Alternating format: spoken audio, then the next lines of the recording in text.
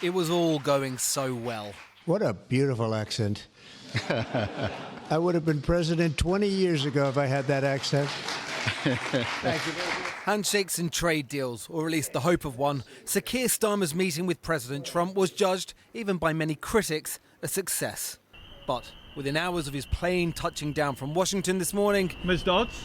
Minister, long-term ally and friend Anneliese Dodds resigned from his government. As an international development minister, it was her department's budget the Prime Minister plundered to fund a £6 billion boost to defence.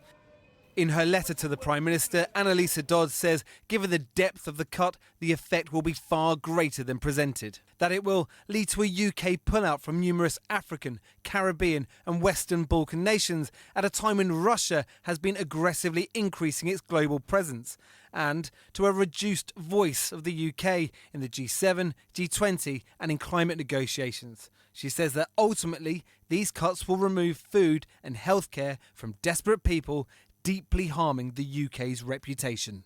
Anneliese is a friend and has been a good colleague, and it's disappointing to lose a colleague. The decision to spend 2.5% of GDP on defence is the right decision. There was more to boosting defence spending than just, well, boosting defence spending. Could you take on Russia by yourselves? Well, this was a move with the intention of ingratiation, proving the UK pulls its weight on global security, cementing the special relationship and all that may come with it. Mr. President, did our Prime Minister persuade you not to put tariffs on the UK? He tried. He was working hard, I'll tell you that. He earned whatever the hell they pay him over there. But he tried. I think there's a very good chance that in the case of these two great friendly countries, I think we could very well end up with a real trade deal where the tariffs wouldn't be necessary.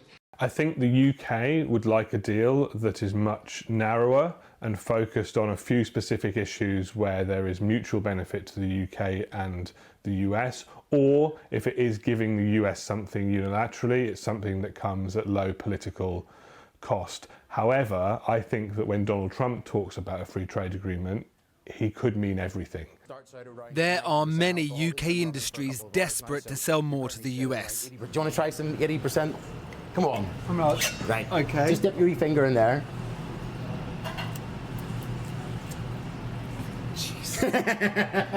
Refined down, high-end spirits like British gin is in demand across the pond. I think they want something that's, intrinsically British. How key could the US market be? It could be massive. If we were open up to the American market, it could go tenfold. If we had to rock and roll and produce, 6,000 bottles in a week, it could be done. We'd end up buying another still, taking up another space.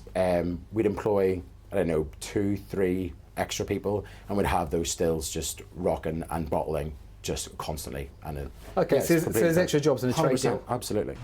And those extra jobs and the cash that comes with them is very alluring to a government that's betting its credibility on economic growth.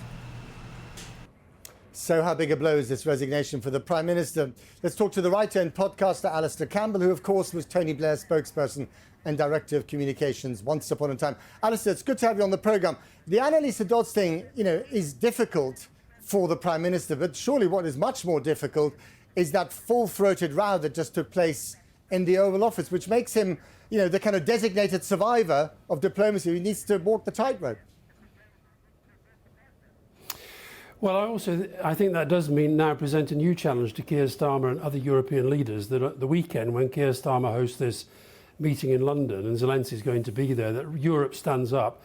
Because what we saw today was the consequence of America electing somebody who portrays himself as this great deal maker with a vice president who is a vile human being that we saw today, and who take into the Oval Office, bring in the press, and deliberately, in my view, seek to humiliate, intimidate, and try to bully one of the bravest men on the planet.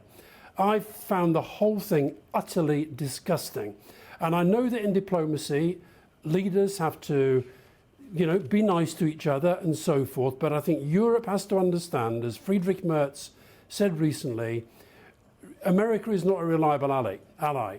Zelensky, whose country has been invaded and had to put up with the abuse of those two thugs today, and yet whenever Vladimir Putin's name came up, not a word, not a whisper. He's a friend of mine. I trust him. He's honest.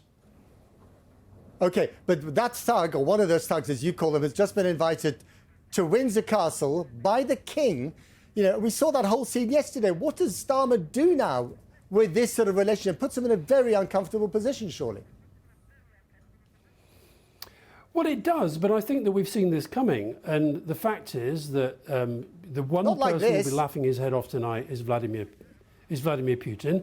Keir Starmer and the other European leaders have got to understand that this is now a real crisis for Europe and for the Western world. And they have to stand by Zelensky. They have to keep pressing for Europe to be involved in any deal. And by the way, Matt, the big mistake was Trump thinking that it was man-to-man, I'm the deal maker, I'll pick up the phone and call Vladimir. Putin has played him like a fiddle. And he sits there, this man-child, pretending he's the great deal maker. Putin has run rings around him. And as a result, virtually the entire diplomatic world tonight is in reeling. Alistair Campbell, not holding back, thank you very much indeed for coming on the programme.